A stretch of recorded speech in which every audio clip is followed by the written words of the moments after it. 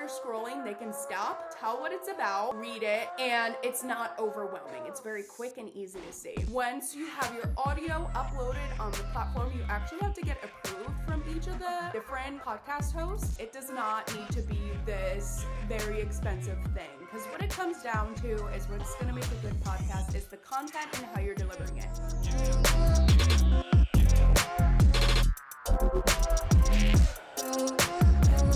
Hi, my name's Jennifer and welcome to the show. A little background on me is that I've been in the media industry for about 13 years now. I used to work in front-end media, so I used to be a front-end reporter and writer, and then I found myself working behind the scenes and jumping on the podcasting bandwagon right when it kind of first started. Right in 2017 I started, so I've absolutely loved the industry ever since. I've worked with some startup small podcasts, and I've worked to the largest podcasts that you come across every single day and everything in between, and I have had the opportunity to work with some amazing people on some amazing content. I've also grown social channels from nothing to almost 200,000 in 8 months. I've done that all through repurposed content with podcasting. I'm a 3-time Marconi Award winner. I am currently have one of my clients in the Webby Awards, and I hope I could have more in the future. With all that experience, I'm going to show you how to start a podcast in 2024. Number one, your equipment. So obviously you're going to need headphones, a mic, and a recording device. If you notice, I'm not wearing headphones right now. I'm a very high experienced podcaster, so I know all my equipment is working right now, and they just annoy me sometimes, so I'm not wearing them right now. And as far as a mic, I'm using my Zoom one. This is a very expensive one. You can order one off Amazon. It does not need to be this very expensive thing, because what it comes down to is what's going to make a good podcast is the content and how you're delivering it, not how it sounds. You're also going to need some sort of recording device. Now, my Zoom comes with an SD card where I could download all the files individually. That's quite fancy. You don't need to do that. What you can do is you can actually record the audio right on your computer, or what I highly recommend for beginners that have a small budget is that you can actually record on the recording device on your phone. So I highly recommend that. The audio actually comes out pretty good. So as long as you're in a room that kind of has a little muffle to it, you don't want to be in something like a living room where it's wide open and possibly like hardwood floors or something where it's echoey. Going in a bedroom or an office, something like with big couches like this and maybe a carpet is best. Number two, you need some sort of software. So what I highly recommend is actually Riverside FM. I've been a user for years. It is beyond user-friendly, and as far as in editing and production side, it allows you to download all files individually. So example, right now I'm recording visually, and if I'm using the audio from this device on Riverside, which I'm not, but let's pretend I am, I can download the audio separately. So example, let's say my dog starts barking right now and I'm interviewing someone and they're speaking, I can go in my audio file and edit that out completely instead of having the two audio tracks meshed together. So highly recommend Riverside FM, and there's a very big bonus to recording on Riverside FM. This allows you to have guests on that live wherever. So if you record in person, which is completely fine, that limits you a lot when you have guests on. They have to come to you and you have to set up the whole production and everything, so you kind of have to weigh your options out. I always advise on Riverside. I think it comes out great every single time. But if you do want in person, the high-end productions use like DSLR cameras. Those are like thousands of dollars. The quality comes out great. It's not going to make your content perform better. I can promise you that. If the fancier the camera does not mean your content is going to perform well. Definitely lessons I've learned along the way in my time in podcasting. So what it comes down to is the content and how you're delivering it. You could record on your phone for all I care. As long as the content's great and you're grabbing people's attention, your podcast should do very, very well. Next, you need a podcast host platform. So this is where you are going to upload upload your audio and it's gonna get pushed out to all the major platforms like Apple Podcasts and Spotify. Some of the popular ones are Spotify for podcasters, formerly known as Anchor. Another one is Buzzsprout, and my personal favorite is Libsyn. I've been a Libsyn user for years, back when you used to actually have to code in the RSS feed. This allows you to connect your RSS feed directly to each of the platforms. It has it accessible for you right there, so you don't have to individually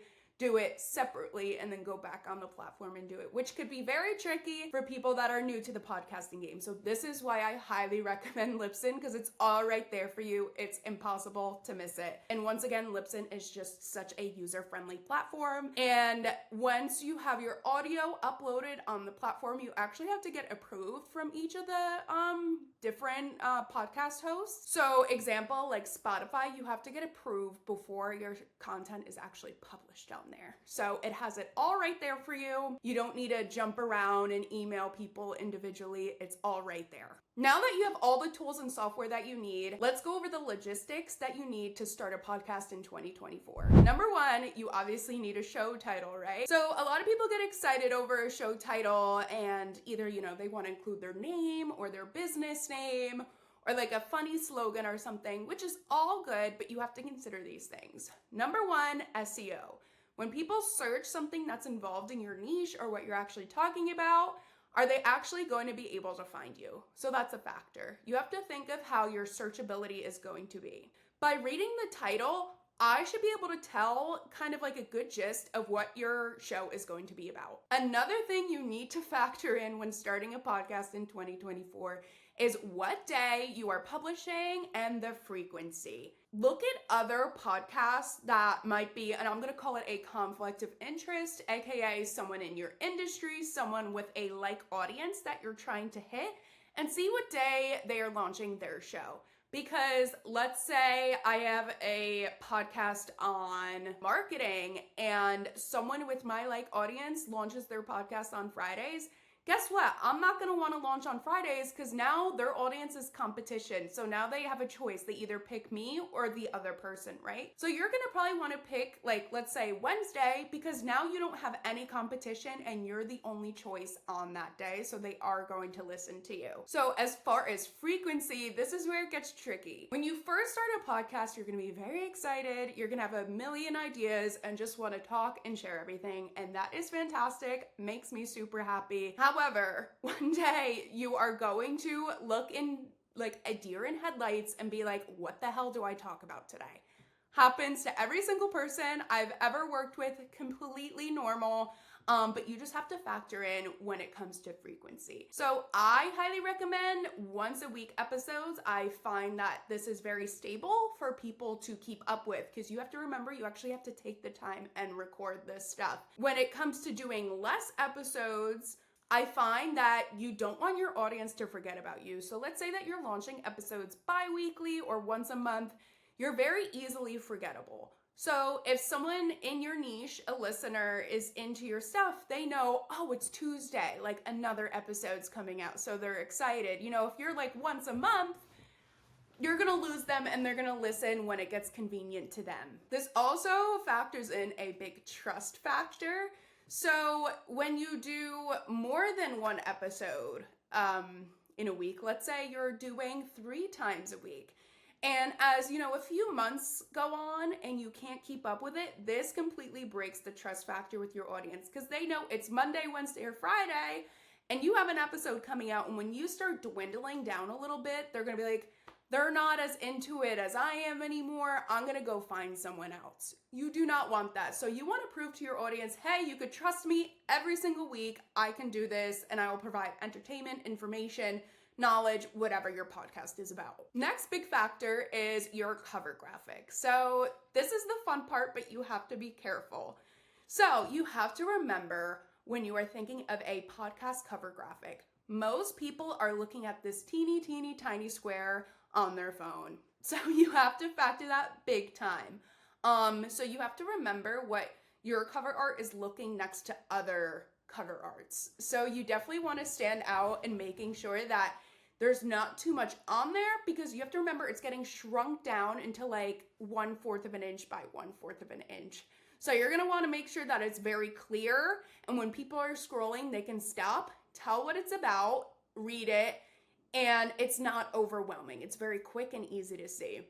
Another tip I recommend when it comes to your cover art is either A, have a very clear picture of the host, or B, some people are a little uncomfortable with having just a picture of themselves splattered somewhere. Get an avatar made of yourself, because I have found in my experience of podcasting, people are drawn to people. So sometimes you come across cover art that doesn't have a picture of the person on the cover. They're not as likely to become a new listener. So I highly, highly recommend either having a headshot of yourself, or if you're uncomfortable with it, get an avatar made of yourself. Another factor that comes to starting your podcast in 2024 is your intro and outro music. So number one, you're gonna really wanna know your niche, right? Know what the vibe you wanna give off in your show. Do you want the show to be funny? Do you want it to be light, or is it more of a heavy topic?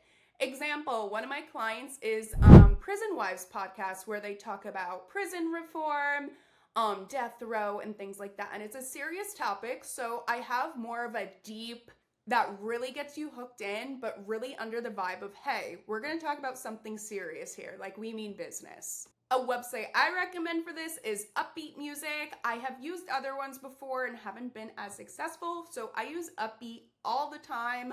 I believe the first few downloads are free, actually. And they also have upgraded ones where you can pay for an actual song and you get the copyright to it as well, I believe. So talking about the music, you want to make sure that you're giving credit and so you don't get sued for copyright infringement. So when you go on Upbeat Music and you find a song, it's actually going to have the information there right there for you to copy and paste and make sure you're giving credit where credit's due so that you don't get sued. So I highly recommend using Upbeat Music. So before I end, just some quick tips that I've learned, once again, working at startup podcasts all the way to the #1 podcast on platforms every single day, is do not spend millions and millions of dollars in equipment setup. What it comes down to is your content and how you're delivering it. Yes, you can spend all this money on a studio, lighting, cameras, and all that, and that's great and it looks fantastic. But what it comes down to is the content and how you're delivering it. So if you just have your phone and you're recording audio from that and visuals, and your content's good and you have a really, really good delivery, your content and podcast is going to do really, really well. And another quick tip is, unless you're on a podcast that's made for doctors and some deep education and learning, a podcast should sound like you're eavesdropping on a really, really good FaceTime call. You want to make sure that your listeners are engaged, they're really involved, and they listen for the full duration of the show. So now that you have all the tools to start a podcast in 2024, my next episode, I'm going to teach you how to build out a strategy to make sure that you're hitting your niche audience to create a high conversion podcast. Until then, if you're interested in starting a podcast or growing your podcast, make sure that you like, comment, and subscribe, and I'll see you for the next episode.